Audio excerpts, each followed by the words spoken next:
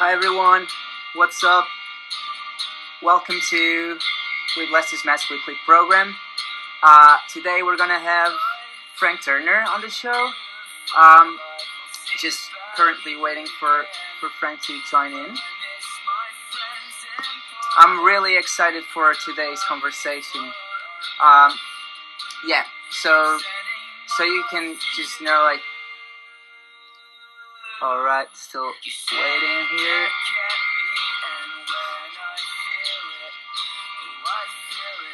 Alright.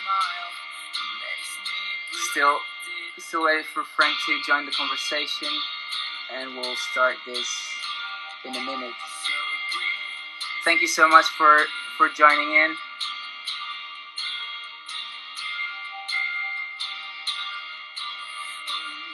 Alright.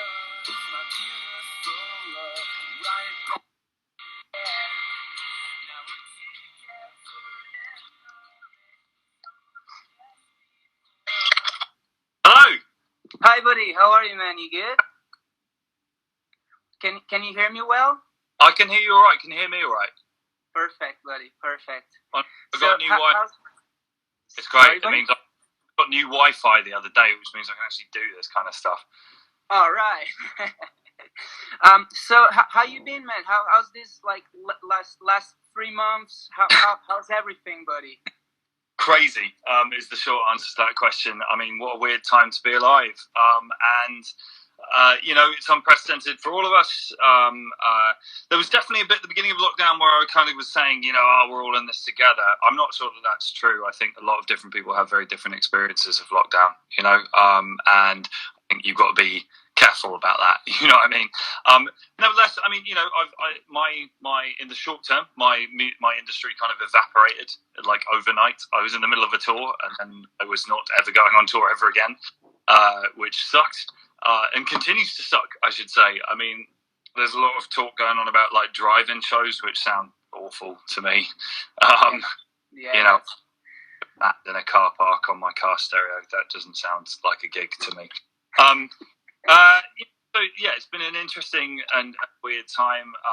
But there is a level on which the kind of enforced pause side of it, do you know what I mean? Not. It's not terrible. I'm fortunate enough that I'm not about to get evicted immediately,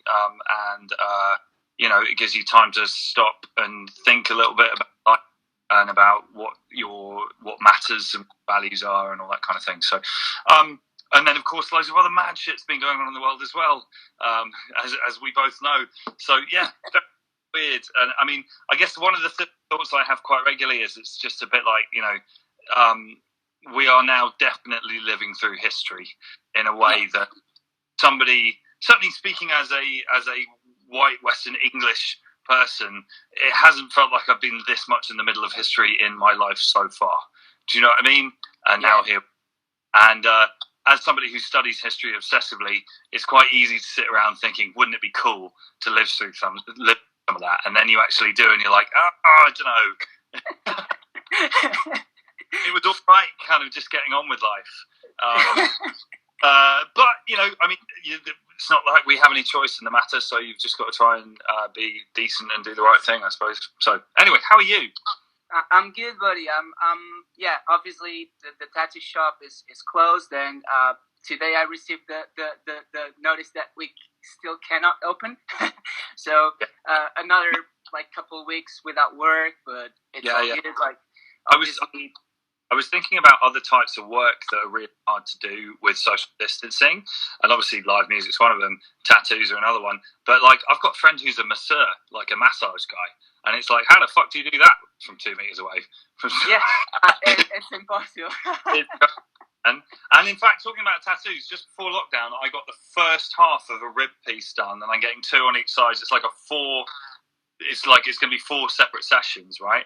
I got the first one done. When the fuck am I going to get the rest of it done? Oh, yeah.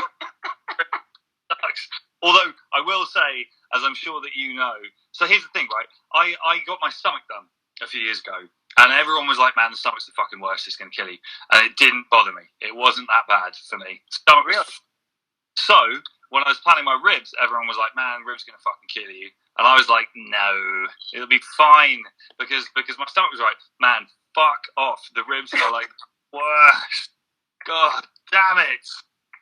So not actually. There's a part of me that's not that bothered that I've not gone back to have more of it done interim. You know what I mean? I mean, yeah, like ribs are like a pain in the ribs, not a pain in the ass. Yeah. But buddy, like, thank you so much, first of all, for joining in and for having like the time and opportunity to do this, man. Yeah, easy, man. I know. Seen you in a while, and it's seeing you on my phone and all the rest. And I hope that we can properly hang out and have a bit. Where are you, by the way? You in London? I'm in Norwich. I'm in Norwich. Of course, you're in Norwich. Norwich. Right, because I wasn't sure which part of the world you were in. Okay, but you've been all right. You've been safe and healthy and everything, yeah. Yeah, man. I've been like maintaining contact with my family and like friends from Portugal as well. Everyone is like in the kind of like same situation right now, you know. So I mean, how lucky are we that this has happened at a point in time where we have this level of technology? Do you know what I mean? Like, it's crazy. My mum figured out Zoom before I did. It was really embarrassing. Like, my mum was telling me what Zoom was, and I was like, the sign of the fucking end times, man. But yeah, do you know what I mean? I mean, if this had happened 20 years ago or something, that would have been weird. Actually, and on a personal level, if this had happened like 5 or 6 years ago when I was living in my sort of bachelor flat with my mate Dave, that would have been a disaster. Like, we would have drunk ourselves to death ages ago. No, I mean, like on this side, man, I've been trying to just like maintain myself healthy, not only like in the physical side of it, but also like in the mental side of it, because obviously, like I moved in like quite recently to Norwich and to the UK, and not being able to work and not being able to like tour and like do this kind of stuff obviously affects like the mental part, you know. So I'm just trying to like do this kind of thing so I can keep myself pumped and positive and like, you know, with energy to move on and continue. And and that's why, man, that's why like when I say I'm really thankful for having you here, it's because I really am. Like all these conversations I've been doing like through these weeks, they really help me out. I'm connecting with people. I'm talking. I'm having conversations. So it's really good for me. You know, makes me good. That's good, man. Yeah. And and about like mental health and all that kind of thing, because it is a serious thing. Do you know what I mean? And like I have friends who are isolating on their own, which I think is crazy. Do you know what I mean? Like, and I really like worry for those people. But even like, I mean, I was talking to my wife about this, and it's like the fact that like touring is dead for the time being. It's not obviously that for me personally. There's a financial side to that. That's how I make my living and pay my rent and all the rest of it. But it's also, it's very much who I am. It's my identity. Do you know what I mean? If I'm not doing shows, then who the fuck am I? And like, this is what I mean about it being better happening now, because I have a slightly better answer to that question in the last few years, because I've got married and sorted out a lot of my own pre-existing mental health issues with substance abuse, whatever the fuck else. But nevertheless, it is still, it's kind of like, it's like my identity just got fucking like rubbed out overnight. And I've been doing these live stream shows and stuff, and they're cool, they're fun. And I've been really appreciating the sense gathering around them, and of course the money that people have been donating to keep venues open, blah, blah, blah. That's all good, but it's not the same as touring. Do you know what I mean? You're still in the front room every fucking day.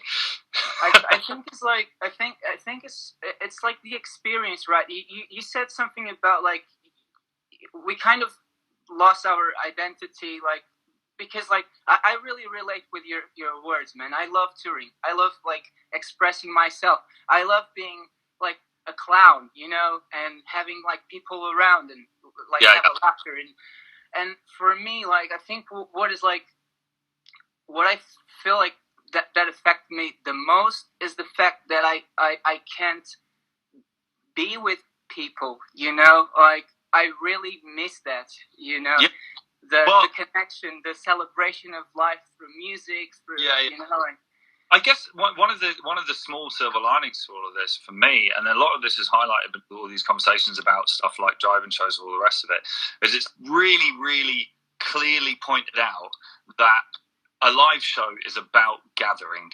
It's about a group of people coming together, and that's not just like an added bonus to the experience. That is the experience. You know what I mean? And like, obviously, in the short term, that's a pain in the arse because that's the thing that we're not allowed to do, which means touring dead. But nevertheless, it's kind of been nice to realise that actually, what a show is about a community of people coming together. It's not just about a bunch of strangers standing in a room facing a stage at the same time. It's about the gathering part of it, and there's quite sort of kind of reassuring almost, I want to say, about that for me. Do you know what I mean? It's just like, yeah, this is what's important. Oh man, yeah, exactly. Dude, like one thing, I had like a little structure of the conversation because there's like some things I'm like interested in like getting to know in more depth. And I don't know if you mind doing this. Like, I have like some little topics, and is that right? Cool, man. I really wanted to know, like, from like first person, like in the beginning of all, and going like a little like to a little like more like positive conversation. Like, how did your musical journey started, and where did the passion from music came? Like, the first thing that like made you like, oh man, I'm gonna do this. This is it. You know. Start with a small question, yeah. I think. Well, I mean, you know, basically, like, obviously, I was aware of the existence of music when I was a little kid, but my parents are both into like classical music and church music, essentially, and you know, my older sister listened to stuff like Four Non Blondes. And you know, she listened to a bit of like Counting Crows and Levellers and stuff like that. But that was sort of coming through the bedroom wall when I was a kid. But it wasn't a big part of my life. And then I stumbled across the music of Iron Maiden because I was into Games Workshop. You know, Games Workshop. You know what I'm chatting about. And I was playing with a friend, and his older brother had a Maiden poster, and I thought it was something to do with Games Workshop. And I was like, oh, that's cool. And he said, that's a band. And I said, yeah, not a fucking. You know, so I got a copy of Killers on cassette, and that's why I've got the artwork tattooed on my leg. And it was just a switch going off in my brain, man. It just literally, my life divides into the day before that and the day after. I've just never felt as blown away and as electrified by anything as the sound of that tape, you know, or at least what that then went on to represent more broadly, rock and roll, whatever you want to call it. What age you were at the time? I was 10 years old. Yeah, no. So it just fucking blew my mind. And then it was quite weird because then I got really obsessed with Iron Maiden for a while. And at the beginning, my parents would like, because they had no idea. My parents had like barely heard of the Beatles. Do you know what I mean? It's like, and they were just like, what is this weird shit that our 10-year-old son's getting into? But you know, 10-year-old kids get into shit, and they were like, okay, fine, whatever.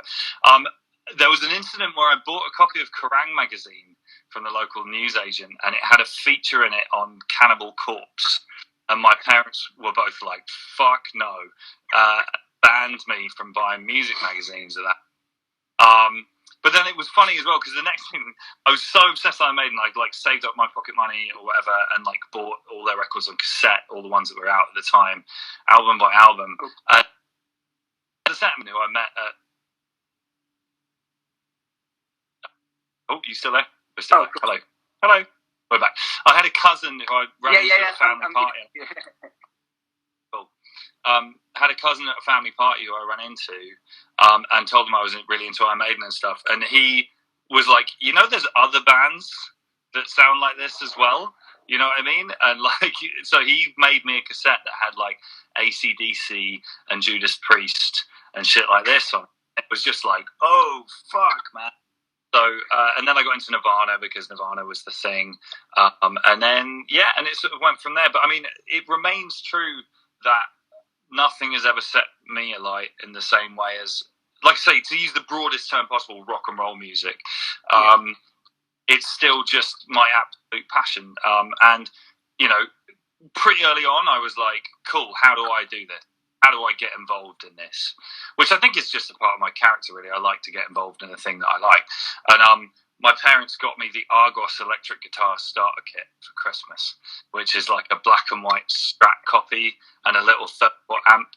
You know, it was. I always remember this. The advert was like, comes with a strap and a lead. So I got and just, I mean, and I was crap for ages, and arguably I'm still not the greatest guitar player in the world, but like, you know, and just started getting involved. And obviously many other things have happened since then. I've played in lots of bands and I've done a lot of touring, but that was the beginning of it, man. It was just that fucking sound, that feeling, you know. And as much as punk rock has become the thing I care about the most in the music world, on some level, it's not just about something that narrow for me. It's about just kind of a fucking band going for it, man. And and again, it's in these days, in my tech, not just bands. I listen to a lot of electronic music. I quite like a lot of like post-rock, orchestral stuff, whatever it might be. But there's about fucking bass guitar, drums, to electric guitars and kind of shit. It's just like yes, you know. There is still nothing that makes me feel like that. Oh man, and you mentioned obviously like the punk and punk hardcore thing, which leads me to Million Dead, and obviously I was gonna talk about this because that's actually how I got to know you. You know, it was through Million Dead, through that band, through that period.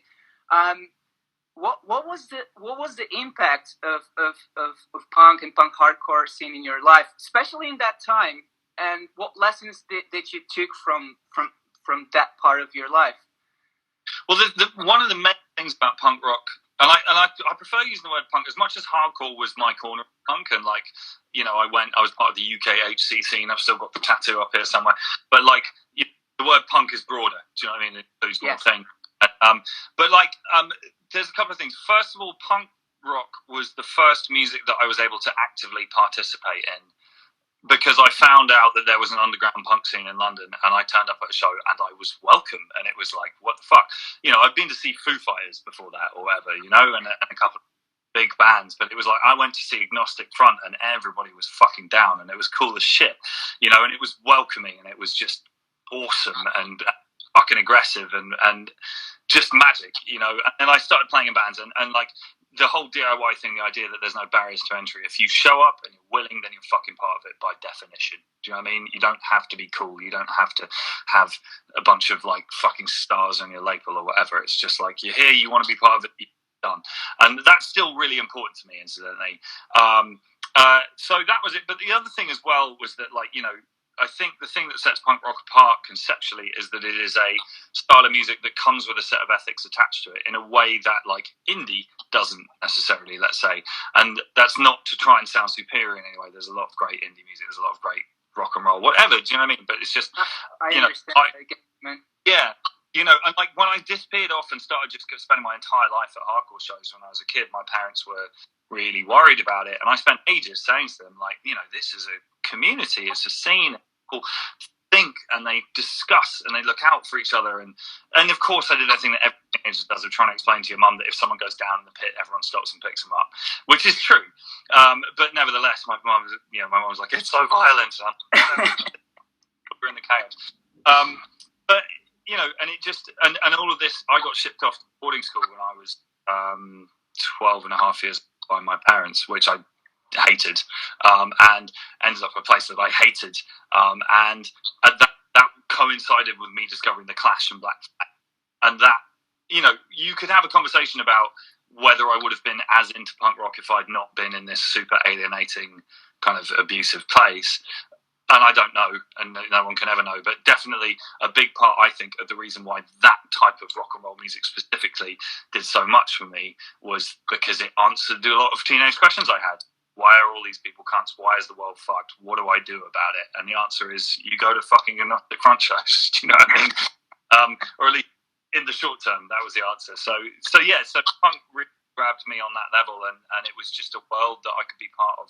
It's arguing about what punk me boring and a waste of everybody's time. We both know this. It's a complete waste of time. Nevertheless, if I had to be so bold as to put forward a definition, to me, punk rock means self-creation. It means choosing to be a certain type of sound rather than being what you were brought up or expected to be, or that other people think you should be, you know.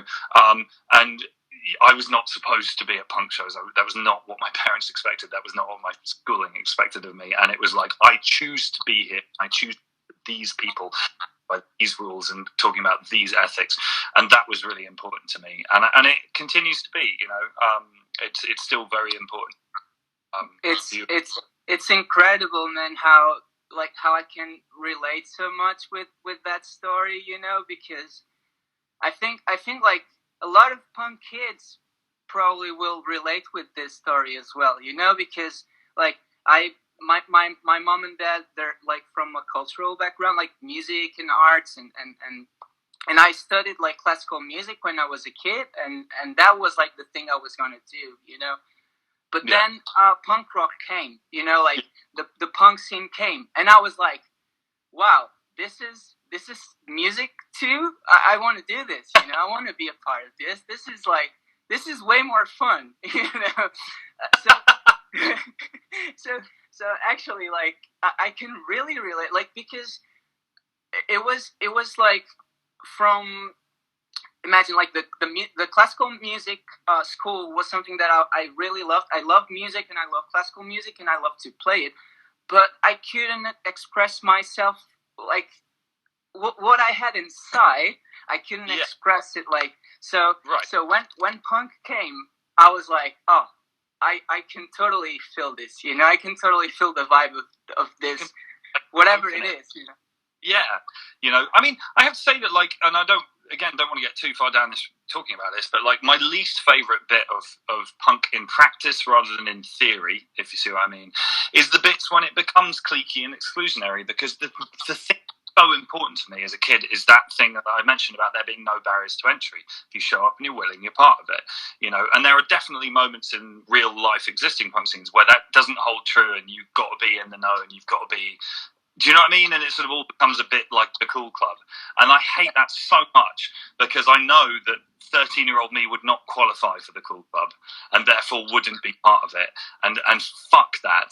Do you know what I mean? It's like, and I think that about that a lot in the way that I go about what I do. And people have arguments about whether what I do is punk or not. Didn't give a fuck about anybody else's opinion, but like, one of the things about like trying to make sure that we don't do, like, let's say, underplays for shows, like, where you play a venue that's a bit too small, whatever. The problem with that is you've got to be cool to get in. Do you know what I mean? Or in the know. Fuck that. I want to play a venue where every fucking kid who heard one song on the radio yesterday who get in. Do you know what I mean? It's like, I don't want that fucking kid standing outside being bucked out. Like, fuck that shit, because that is, I see myself in that. I remember when I was about 16 or something, Rage Against the Machine played the Astoria, right? And everybody thought it was super cool because it was the Astoria, and I thought it was fucking lame because nobody told me until about a week after tickets go on sale, and tickets sold out in 10 minutes. So it was like, hey, Rage Against the Machine playing the Astoria, I will never go. Do you know what I mean? There is no universe in which I can get into that show, and that pissed me off then, and it's kind of pissed me off now, to be honest. Like, I do think, like, I want punk to be a welcoming concept. It's supposed to say to every kid who's ever felt excluded, like, you are welcome here. Do you know what I mean? And that remains at the heart of it to me.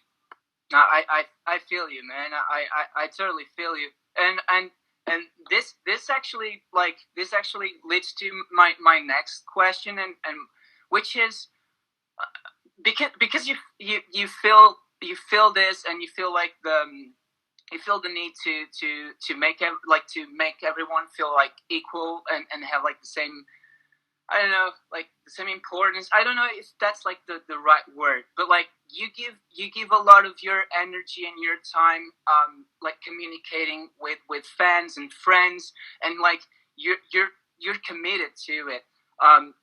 Like that's something I also like. I always watch you like doing, and for me it's really like inspiring, like how you, like, the way your career like got bigger and bigger and bigger, but you didn't lost like this trueness of like still talking to everybody, answering all emails, like, like being like constant and consistent on this, like there are a lot of people that just like they make it and they made it and they just but you want you want to stay true to your core and to your values, and that's like that's something amazing, brother. Well, thank you, man. I mean, it's also staying true to my personality. I'll fucking talk to anybody. Do you know what I mean? Like, I'm like, my wife quite often has to drag me out of bars because I'm talking to random people. Do you know what I mean? It's like, I like hanging out, you know, like, that's all good. But like, one of the things with that communication thing, it's ideological. Like I say, punk rock is not supposed to be about a higher class of people called musicians playing down to a lower class of people called fans. I fucking hate the word fan. What a way to refer to another person. Do you know what I mean? Fuck off. Like, it smells of Marie Antoinette to me. It's just like, don't fucking use that word. And you know, at punk shows, when the band's on the stage, sure, it's their go, so you pay attention. But once the show's over, then they're part of the crowd. You know what I mean? That's how I see it, and that's how I want to be myself as well. But on a practical level as well, when I was a kid, I emailed.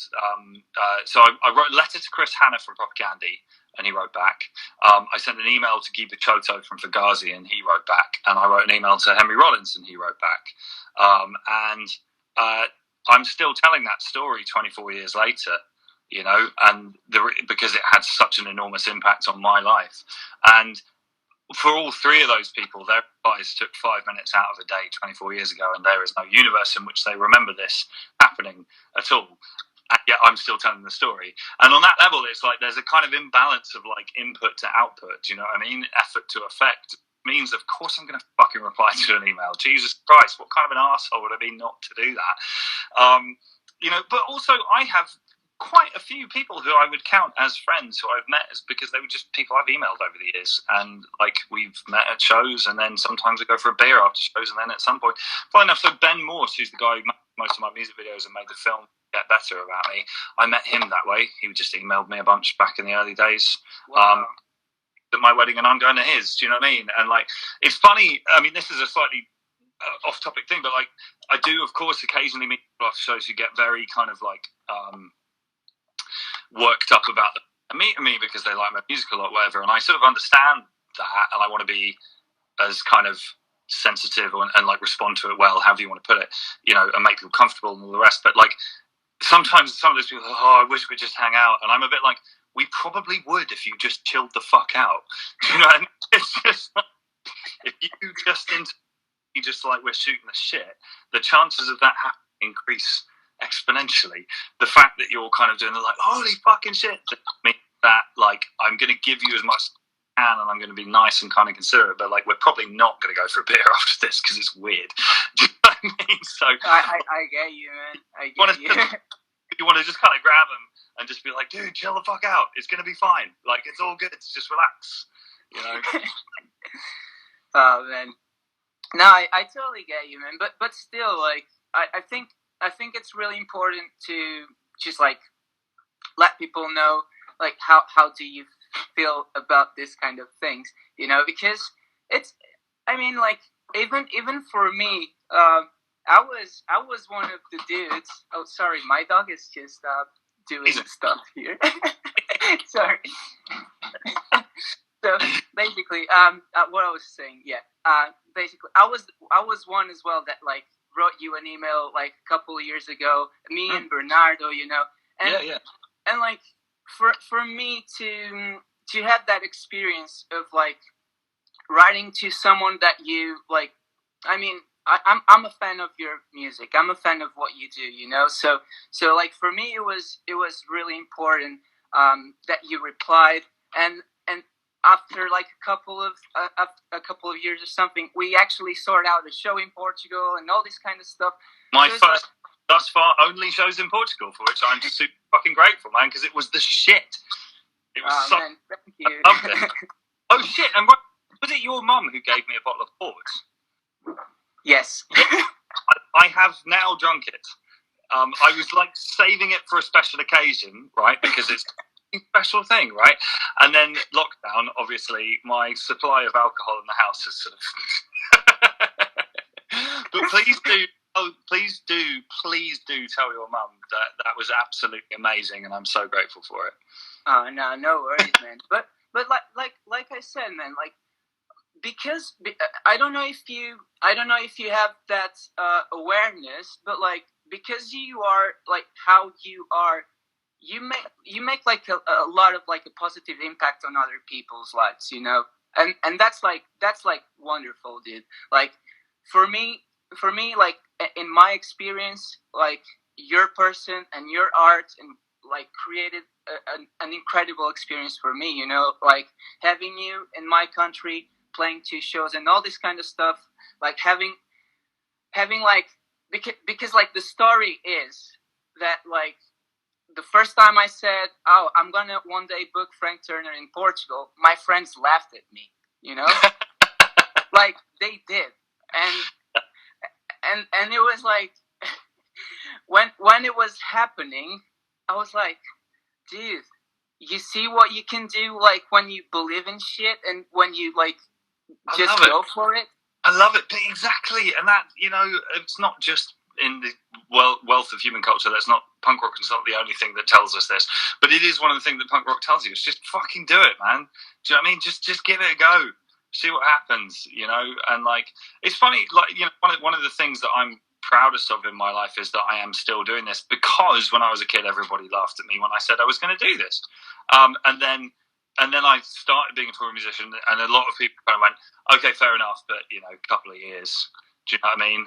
And then you'll be doing something else with your life, and I'm fucking still here, you know, and that feels good, man. Do you know what I mean? That feels pretty fucking good. So yeah. I mean, like I get you, but that's the thing. I think the main reason I'm like getting like a lot of different people to talk to me in this like program is to basically show other people that it's easy to do such things like as this. You know, this is easy. This is just like simple communication. People are celebrating life together, exchanging experiences, having like, it's not hard to keep in touch, you know, and to create something beautiful while we're alive, because this life is short, you know. Yeah. So well, this life, and it just changed dramatically, and all of the plans that all of us had just went out the fucking window.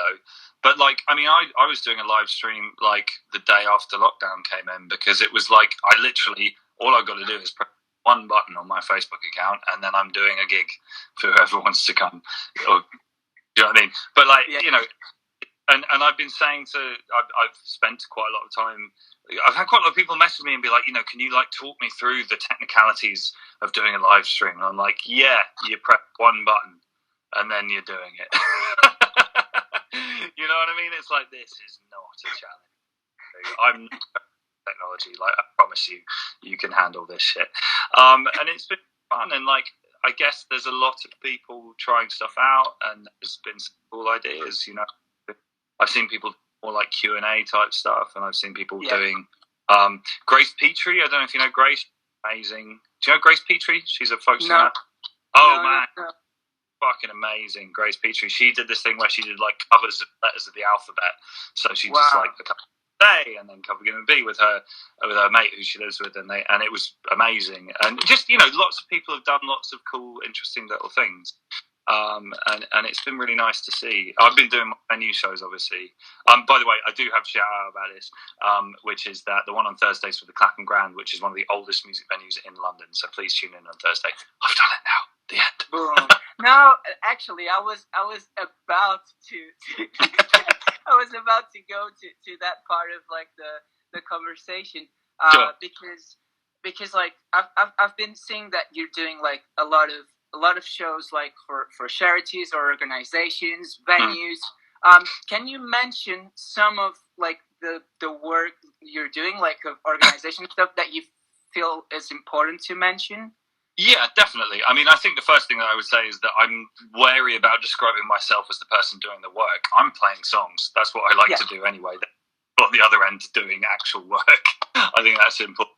But like, I mean, most of the shows I've been doing have been for independent venues. So I've been doing a different venue a week. I've done 12 so far, and it's just a fundraiser for that venue, because as you and I both know, and as everybody knows, the people running Bricks and Mortar venues are fucked right now, and particularly if they're underground independent venues. And if we don't have independent venues, there is nowhere for our culture, for punk rock to happen, because it's a noisy form of culture and it needs to happen somewhere. So, we've done everything from like the Joiners Arms, the Exeter Cavern, Huddersfield Parish, like loads of them. And as I say, this one on Thursday for the Grand Clapham. But so that's the main thing I'm doing. But there's been some other bits and bobs as well. I did some stuff for I did a gig for Tiny Changes, which is the charity that Scott Hutchinson's family set up after his death a few years ago. He was a dear friend. So we did a gig for that on Sunday. I don't know if you know Tarrant, the bass player in the Sleeping Souls, in my band, Tarrant. Yeah, so he runs a tour bus company called Vans for Bands.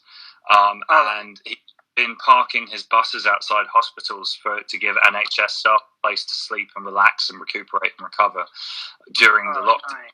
Which is great, but the thing is, it's not free for him to do that, and there's no government funding for it. So lots of people, including me, have been doing shows to raise money to make that happen. So we did that. And then the one that I haven't actually done a show for this, but I've been doing lots of other little things during lockdown for it, is Way Out Arts, which is in Sierra Leone, which is in West Africa. I've been lucky enough to go there 3 times and see the work that they do. And I've been trying to shout about it and fundraise about it as much as I can. It is a wild and magical and very poor place, and the work that charity does out there is vital and brilliant and wonderful, and I do what I can to help out. And it should also be said that, if we in the West think that lockdown is hard, we should go fuck ourselves, because we don't live in West Africa. You know what I mean? And those. I mean, so the charity I work with out there work with street kids and slum kids, the poorest of the poor in the poorest country in the world, and I've seen where these people live, and social distancing, fuck off. Do you know what I mean? They live in, a lot of these people live in cardboard boxes, tea chests, sleep rough, whatever. There's no distancing, there's no hand washing, there's none of that shit. Do you know what I mean? So a lot of it's a very concerning thing, what's happening out there, and trying to send some money over there seems like a good thing to do. Oh man, definitely, and it's incredible, because even before the pandemic, I've been watching your steps and stuff, and you've been doing this since forever, man. Even before the pandemic, you were doing this sort of things, trying to get get funding for venues and all this kind of stuff. Even Lost Evenings, and Lost Evenings is cool because you kind of push other artists to you're helping pretty much everybody in the scene. It's good, man.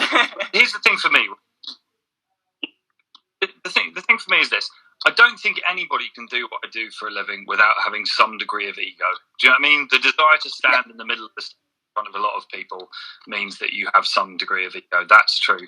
But the thing for me is that I get enough of that quite quickly in my working life. You know what I mean? I don't need to focus 24 hours a day, and I don't need it to be about me 24 hours a day. It is enough about me just by virtue of it happening. And what that means is that there is space for me to use the platform and the time when people are facing me and what I'm saying for whatever reason, to talk about other things that are also important, and probably much more important than my precious little ego. And you know what I mean? And I can do that without making my life in any way worse. Do you know what I mean? So I quite happily make space for other bands, for charities, for activist groups, whatever it be, and it doesn't damage my ego. And I don't want to name any names, but there are definitely people in the music industry where it seems like there will never be enough ego for them, and therefore it's about them 24 hours a day. And I just think that's kind of sad. And like I say, for me, I get enough. I get enough by the virtue of having my name on the masthead and people being there. So cool. Now let's talk about Allied Coalition or Stay Up Late or whatever group it is we're talking about this week. Or indeed the bands, because I fucking love spreading the word about good bands. How fucking cool is that, man? It's the most exciting thing to me almost, And the thing that I'm most excited about almost in my career is that one day, one band that I took out as a support band is going to get really enormous, and they're going to give me a sympathy support slot when I'm old and irrelevant, and it's going to. Do you know what I mean? And I'm actively looking forward to that. It'll be cool as shit. Do you know what I mean? I remember this guy, and I'll be like, thanks, guys. But that'll be cool as shit. Do you know what I mean? And like, again, music's not a competition. Who the fuck thinks music is a competition? Like, the success. Like, and again, that's one of the things that occasionally comes through in some corners of the punk world that I find really depressing. If some band that I know does really well and makes more people engage with what they do and makes them happy and all the rest of it, it's a win for me as well. You know what I mean? I remember when Gaslight Anthem blew up, right? They're good friends of mine, and like, there were some people who were like, "Oh, fucking hell, I can't believe Gaslight got big," and I was like, "What are you talking about? They're one of ours. Do you know what I mean? How fucking great is this? Gaslight are huge. Hooray!" You know? And like, why are you being pissed?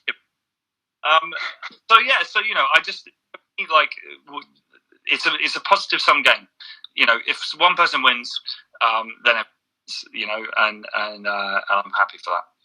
Man, I totally like I can totally relate to what you say, man. And I was thinking yesterday because I was preparing this. And like the importance of the artists that like broke through and they're like big now and have a platform. These artists are super important for like the rest of the scene because they kind of make the scene legit. So all the other artists can like do their stuff as well, not under the name of, but like, you understand what I'm saying. Like, it's important to have like the big artists in the scene pushing like medium and small artists, like, because it's all a family. I think, in my opinion, you know.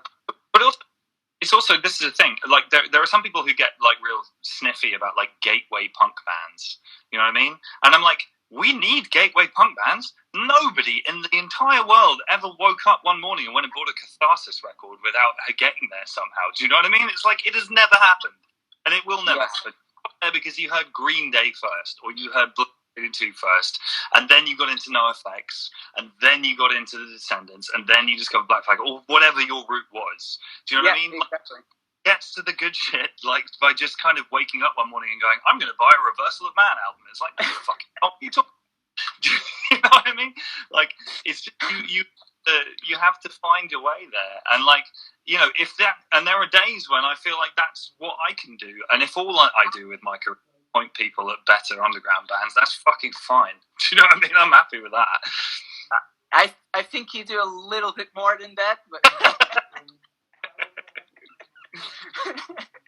no, man. But it's like it's really cool, like to man, like sorry, but I'm first of all, English is not my first like language, so sometimes I like because I'm speaking a lot of Portuguese nowadays with my girlfriend, so I don't speak like a lot of English anymore. You know, I'm not in the shop, so, but yeah, dude. Like basically, man, I'm still better than my Portuguese. Your English is still better than my Portuguese. Nah, man. Like I'm so happy like that we managed to do this conversation today, buddy. I feel like we covered like a lot of like different subjects and different grounds, and man, for me it was really inspiring, and I hope like for other people as well that is watching, it was, because, and I mean, I don't know if it really matters if it was or not, because for me it was really important, and I'm gonna take this experience. Thanks to everybody who's tuned in for this, who's watching. Hi, and also, and thank you for having me, man. It's been really fun to catch up, man. It's been way too long. You know, my dearest. The thing is, man, like once it's allowed and once it's a good idea and it's healthy and rational, I'm going to get back into hugging like you would not fucking believe, man. I'm going to hug every motherfucker I meet, as long as I'm symptom free and blah, blah. But like, do you know what I mean? I just can't fucking wait to see my friends in person. Give them a fucking hug, man. Oh, you know? Man. Dude, oh yeah, one last thing, dude, because I've always seen you, and not only me, I think this is like a lot of people's opinion. You're one of like the most like hardworking guys on the scene, and like what you build, you've built because you fucking went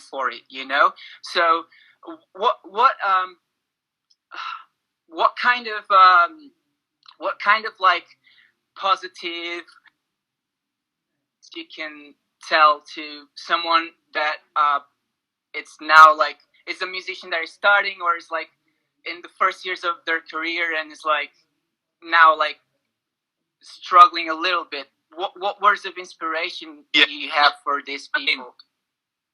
It's I don't have a short ready to go answer for this, I don't think, but like, I mean, there's a couple of things that drive me, one of which is going to sound negative, but bear with me, which is that you're going to fucking die one day. Do you know what I mean? And when you die, that will be the end of everything that you could ever have been. And like, that means there is a time limit somewhere cosmically. There is a fucking timer running down, and like, what are you waiting for? Do you know what I mean? It's like it's all of us suffer from this. It's a universal human condition. If you are fortunate enough to be in a position in life that you can do something with your life and with your art, or at least try, don't let the reason that you didn't do things that you do with your life be that you didn't try. Do you know what I mean? Fuck that. There might be a million reasons. Life might throw things at you. And whatever it might be, there are many a tragedy in a human life or whatever and all the rest of it. But if the reason that you didn't succeed is you didn't try, you can go and fuck yourself. Do you know what I mean? It's like, give it a go. Fucking hell. If you can, if you're lucky enough to be able to do that. But beyond that, I mean, you know, I do think that we live, in terms of bands specifically, we live at a moment in time when the barriers to entry the music industry are lower than they've ever been in my lifetime. Because if you get a thing going on, which you can do with an Instagram account or a Facebook account and some good music and having something to say, you know, if you can get a thing going on, then people will find it. And like, you know, I don't think many people do this anymore, but nevertheless, don't wait for a record deal. Don't wait for a manager. Don't wait for a booking agent. Just fucking start doing shit anyway. I mean, I did my first tour when I was 16 because that's what punk bands do. So we just called a few people, had some shows, and it was fucking rough, I add. We played to no one. No one cared at all. But we did it. And then we did it again, you know? And like we didn't wait for permission. Don't fucking wait for permission. Fuck that. Make your way in the world. Make your own. Man, and look like this kind of attitude, look where it got you, you know? It's incredible, dude. Like, but there's luck and there's help as well. Of course there is, man. Jesus Christ. But like, yeah, it doesn't hurt to think about the world that way. Let's say that. No, I mean, obviously, because we live like in a world with other beings, so it's usually we receive help and support and stuff. But like, if I see this, like, if you didn't like actually visualize that, if you didn't like want it, it would never happen, you know. So I think it's like actually. It's I would say like 70 to 80% of like the energy you put out and what you want to manifest in the world as well. Like so basically, man, like, yeah. It's such an honor to have like this conversation now and to have this input from you, you know, like, and because obviously I ask this for everybody, you know, but these words are for me as well, you know. I'm not like in the best place right now, like sure, career wise, but I'm gonna make sure I'll take all this experience and words from other people and like just go for it, you know. Well, let's say this, man. The next time I see you and that it sort of works out, we need to do more shows together, and I also want to get some more fucking ink done sooner rather than later. So let's talk about both of those things. Thank you so much, brother. Thank you so much, brother. No, dude, it was an absolute pleasure, and I hope I can see you again soon. Give you a hug. You know, I hope. Dude, like I hope we talked here about like the stuff that made you happy talked about, you know, and nice to see you, man. Nice to see you. Nah, cool, brother. Cool, man. Right. So, man, I'm gonna. But it's a pleasure to see you, my friend, and I'll see you again soon. Bye, brother. Take care, Much man. love, man.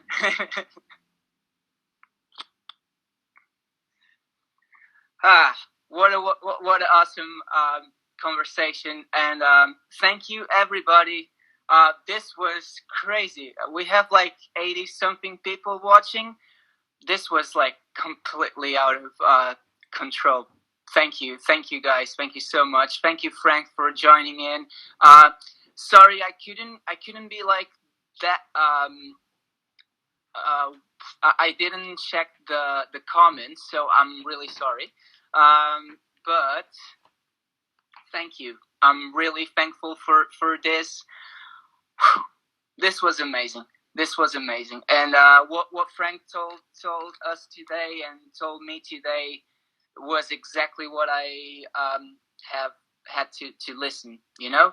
So I hope you guys can retain some positive things from this conversation. And I just want to send you all my love and thank you so much. All these videos are going to be on IGTV later and on YouTube.